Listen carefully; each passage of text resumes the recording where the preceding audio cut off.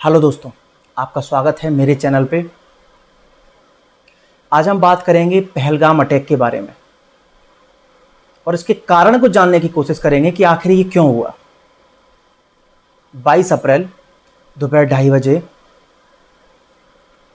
कुछ लोग आते हैं और नाम पूछते हैं, आपका नाम क्या है, और धर्म पूछते हैं। अगर धर्म हिंदू निकला तो गोली मार देते हैं। महिला और बच्चों को एक तरफ कर दिया जाता है और सिर्फ जेंट्स को मारा जाता है। कई लोगों ने झूठ भी बोल दिया कि मैं मुसलमान हूं, तो उनके कपड़े तक उतरवा के देखे गए और ऐसे करते करते अंधाधुंध फायरिंग शुरू कर दी और 26 से 28 पर्यटकों की मृत्यु हो गई, जिसमें एक दो नेपाल से भी थे, यूएई से भी थे और बाकी सारे भारत से।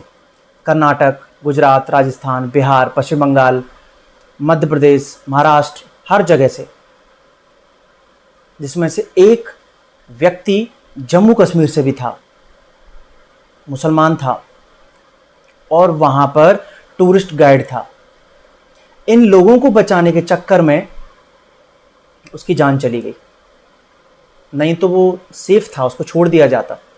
इसके पीछे का कारण क्या है, हम कारण जानने की कोशिश करते हैं। बात है 5 अगस्त 2019।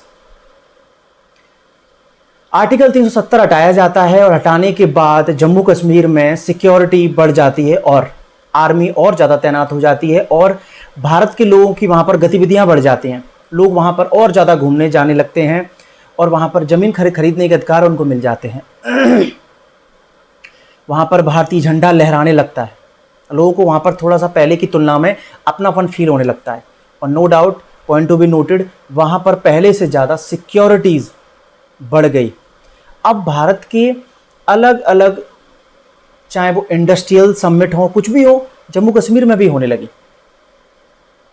तो सबसे बड़ी चीज़, वहाँ पर अब लोग घूमने ज़्यादा जाने लगे पहले की तुलना में। अभी 2024 का ही आंकड़ा आया है जिसमें 2.5 करोड़ लोग पहुंचे हैं सिर्फ एक साल में। अब जब दिल्ली से, बंबई से, वहां के होटलों की कीमत 400 से 500 गुना परसेंटेज में ज़्यादा कीमत है, तो सोचिए वहां के लोगों के लिए, वहां के होटलों के लिए कितना उनको धन प्राप्त होता होगा।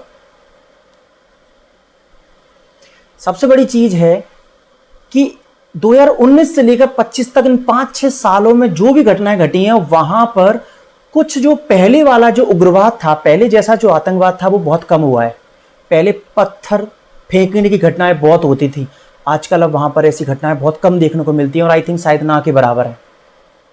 अब वहां पर लोग चेंज हो गए हैं, अब वहां पर लोग टूरिस्ट की तरफ बढ़ने लगे हैं। क्यों? क्योंकि टूरिस्ट बहुत ज़्यादा आ रहे हैं और वहाँ पर लोग टूरिस्टों का ध्यान रखने लगे हैं, नई नई एक्टिविटीज़ सीखने लगे हैं। कोई खच्चर चला रहा है, कोई अपनी शॉप्स खोल रहा है, कोई होटल्स वगैरह में काम कर रहा है, कोई टूरिस्ट गाइड बन रहा है। ये एक नया कश्मीर निकल के सामने आया है और नो डाउट कई लोग शिक्षा प्राप्त करके बड़ी बड़ी परीक्षाओं में भी पास हो रहे हैं।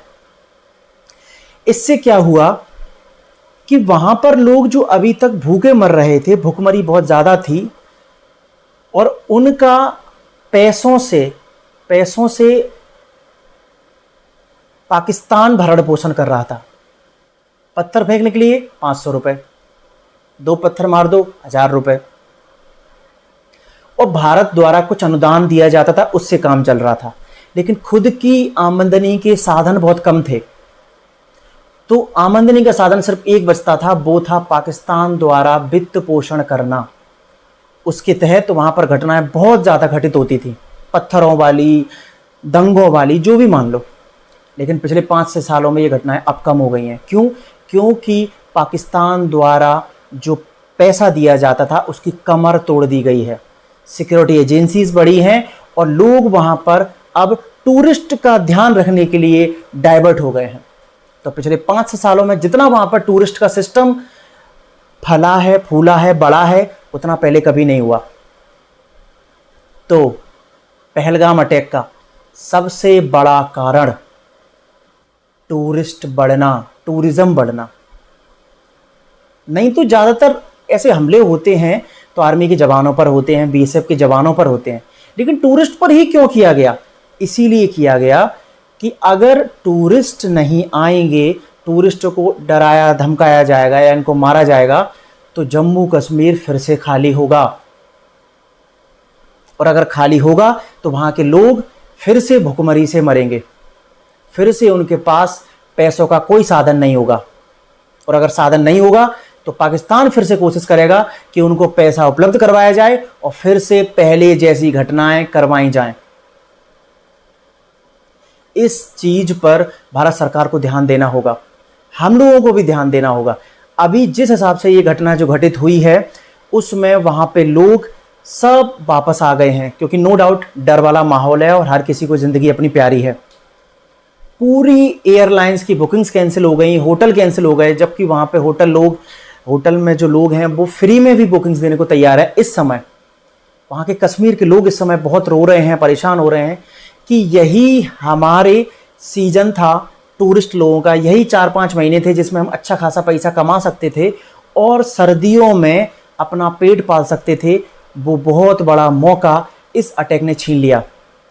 पहली बार देखने को मिल रहा है कि कश्मीर के लोग भी खुल के सामने आए हैं इस अटैक के लिए और पाकिस्तान के इन आतंकवादी हमले की कड़ी निंदा कर रहे हैं। कश्मीर बंद तक का ऐलान कर दिया है, दुकानें बंद कर दी हैं और वो कड़ी मांग कर रहे हैं कि उनको, इन आतंकवादियों को कड़ी से कड़ी सज़ा दी जाए और आगे से ऐसी घटना ना हो, इसका ध्यान रखा जाए। और हाथ जोड़ के वो रिक्वेस्ट कर रहे हैं कि प्लीज़ टूरिस्ट, प्लीज़ आप लोग कश्मीर ज़रूर आइएगा, हम खड़े हैं आपके साथ कदम से कदम मिलाकर, हम अपनी जान तक देने को तैयार हैं आपके लिए। इससे एक चीज़ समझ में आती है कि लोग वहाँ पर सकारात्मक विचार की ओर बढ़ रहे हैं। और नो डाउट कश्मीरी लोग बहुत अच्छे हैं, वो तो कुछ गलत ताकतें हैं जो उन्होंने उनको भड़का रखा है। और नो डाउट सबसे बड़ी चीज़ कि ये सब भूखे पेट का सवाल है, जब पैसे नहीं होंगे तो मजबूरी में करना पड़ेगा। तो पहला कारण पहलगाम अटैक का कि वहाँ पर टूरिस्ट बहुत ज़्यादा बढ़ रहे थे, तो टूरिस्ट अटैक करना और उनको ख़त्म करना, जिससे वहाँ पर पूरी कश्मीर खाली हो जाए। दूसरा एक और पैटर्न है कि जब भी कभी कोई भी अमेरिका से वहाँ का प्रतिनिधि, राष्ट्रपति, उपराष्ट्रपति कोई भी जब भी आता है तब भी ऐसा अटैक किया जाता है। कारण कश्मीर मुद्दे को अंतर्राष्ट्रीय स्तर पर दिखाने के लिए कि देखिए कश्मीर में क्या हालत मची हुई है, भारत सही नहीं कर रहा है। सन 2000 में बिल क्लिंटन आए थे, तब भी वहां पर नरसंहार हुआ था, 25 सिखों की हत्या की गई थी। 2006 में जॉर्ज बुश आए, तब भी नरसंहार हुआ 2006 में। 2020 में जब अपने डोनाल्ड ट्रंप आए तब दिल्ली दंगे हुए, उसका नो डाउट इसी से कनेक्शन है। और अभी अमेरिका के उपराष्ट्रपति जेडी वेंस अपने परिवार के साथ आए, अपने बच्चों के साथ आए, तब भी यही अटैक दोबारा दोहराया गया। और ये भारतीय सिक्योरिटी एजेंसीज हैं, उनको कहीं ना कहीं इस बात की भनक जरूर लगी होगी अगर ये पैटर्न पकड़ा होगा। फिर से उसी मुद्दे का अंतर्राष्ट्रीयकरण करने के लिए ये 2 से 3 बहुत बड़े कारण हैं पहलगाम अटैक के। अब भारत के लोग अगर कश्मीर नहीं जाएंगे तो पहले की तरह वहां पर फिर से आतंकवाद फैलने की प्रबल संभावना है। मैं जानता हूं डर बहुत लगता है, लेकिन एक समय बाद वहां पर और टाइट सिक्योरिटी हो जाएगी। बट हमें टूरिस्ट या टूरिज्म वहां पर नहीं छोड़ना है, वहां के लोगों को कुछ ना कुछ ऐसा रोजगार का साधन दिलाना है जिससे कि वो पाकिस्तान या उनके जो भी लोग हैं उनकी बातों में ना आए।